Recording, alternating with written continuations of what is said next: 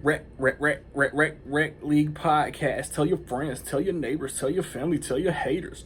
Available on Anchor, Google Podcasts, Spotify, Radio Public, Podchaser, Pocket Cast, Breaker, and Stitcher. At Rec League Podcast on Facebook, YouTube, and Instagram. At Rec League Pod on Twitter. Episode 57 available now. Yo, whether you watching this from Facebook, Twitter, click the link in my Instagram, or YouTube itself. What up, world? I just watched the finale of The Falcon and the Winter Soldier. It stars Anthony Mackie, Sebastian Stan, Daniel Bruhl, Wyatt Russell, Emily Van Camp, Aaron Kellyman, among others.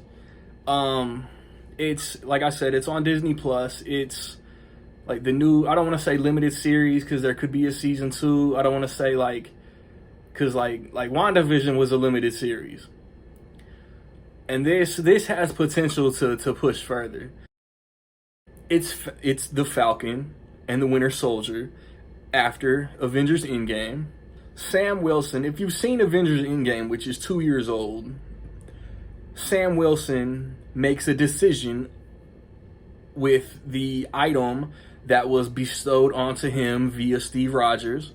And that decision has ripple effects throughout the world, honestly, because like it affects Bucky Barnes, it affects John Walker, it kind of affects, I said Danny Ramirez. I forget who his character's name is, man, but he makes a decision at the beginning of the season and then realizes that he has to come either accept what he did or fix what he did. I was like, new Marvel, I'm excited. Like I don't care if it's in space. I don't care if it's got political overtones.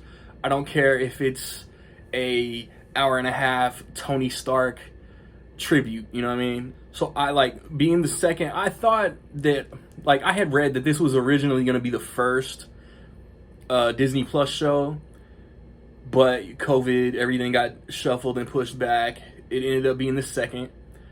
I did always hear that there was something about this show that was going to tie into Black Widow. And if whatever was spoiled on social media a week or two ago is true, then yeah, there's one connecting fiber to Black Widow. But I thought all the performances were great. If you already weren't an Anthony Mackie as Falcon fan, you're not gonna like him in this. If you already weren't a Sebastian Stan as Bucky Barnes Winter Soldier fan, White Wolf, you're not gonna be in this. Emily Van Camp is dope as Sharon Carter. I don't understand the mindset of some of these fans. Wyatt Russell kills it as John Walker. He supposedly, I didn't even know dude was on social media. I don't be trying to figure out every single celebrity with a social media account. But apparently he's getting harassed on his social media that on some Daisy Ridley shit, that he had to shut down his accounts because fans are harassing him on some not my Captain America shit. That is the fucking point. He is supposed to be dollar store Captain America. He is supposed to be the dude that not everybody's gonna love. He's supposed to kind of be Captain America with a little bit of a dark side. And as far as the performance, dude low-key deserves an Emmy because he knocked it out of the park. It's just like WandaVision in the sense that every episode gets better. Every episode improves upon the last. Carl Lumbly is in this. Carl Lumbly from he was in a couple seasons of Supergirl, but he plays a very pivotal character that I hope still gets some shine and attention further down the road in the MCU. I'm incredibly interested to see what they do with his character going forward. Daniel Bruhl, I don't think I said Daniel Bruhl at the top, but Daniel Bruhl comes back as Zemo. He steals a couple episodes. there are surprise characters in this that we know. There are surprise characters in this show that get introduced.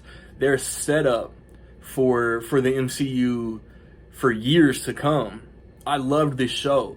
Like, I'm sorry, like, you're just not an MCU fan if you're watching this franchise for one character or one specific like genre, whether that be like sorcerers and like Doctor Strange or Scarlet Witch, or if you're into it for like the intergalactic Guardians of the Galaxy or Ragnarok. But then you turn your nose up at a Captain America or an Incredible Hulk or an Ant-Man. Like, you're like, if you're watching the Falcon and the Winter Soldier, you're invested in these characters. I'm sorry. You've been watching this franchise since 2008. These have always been supporting characters in movies, and now they're at the forefront. And again, they knock it out of the park. These characters kill it. The storylines are great. And like, I don't even want to like not show love to like Erin Kellyman, her character, the Flag Smashers, and they bring back old characters who get a lot of dope scenes. And then they tie some social issues that are ongoing in the real world today into the kind of what the message is, especially toward the finale. And it's all dope. Like, I was so impressed with the finale. Like, it's almost an hour long. There is a post-credit scene, and there is a really long battle. I don't want to get into any spoilers, but also like it is hard. Like shout out to everybody who does episode by episode reviews. I just don't have the time. Like, I don't be putting my personal shit on YouTube, but I got staples in my back right now. Like, this is a difficult video to record right now. And but I wanted to review the entire season, and I wanted to give you guys my thoughts on the entire season like I did WandaVision. And like, I really enjoyed it, man. I think the Disney Plus shows are 2 for 2. I think giving supporting characters their own soapbox, is that the term? Their own soapbox to stand on, was a fucking genius idea. Like, I have all the faith in Kevin Feige. Like, the MCU is my favorite franchise, no matter what the movie is, no matter what the show is. I'm not even the biggest Loki fan, but I cannot wait for Loki to come out, to start. And like, it's dope, like, to see all these characters and how Endgame affected them. Yeah, like, whether it's movies, whether it's more shows on Disney Plus, Falcon and the Winter Soldier in 6 episodes set up a lot.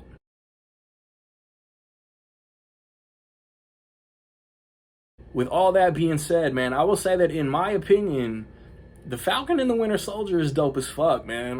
What did you think about it, man? Positive, negative, somewhere in between. Let me know.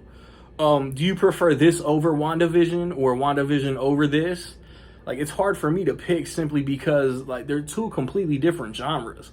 And they were both, like, mind-blowing in their own way, man. So, I'm going to have a Mortal Kombat review, God willing, tomorrow.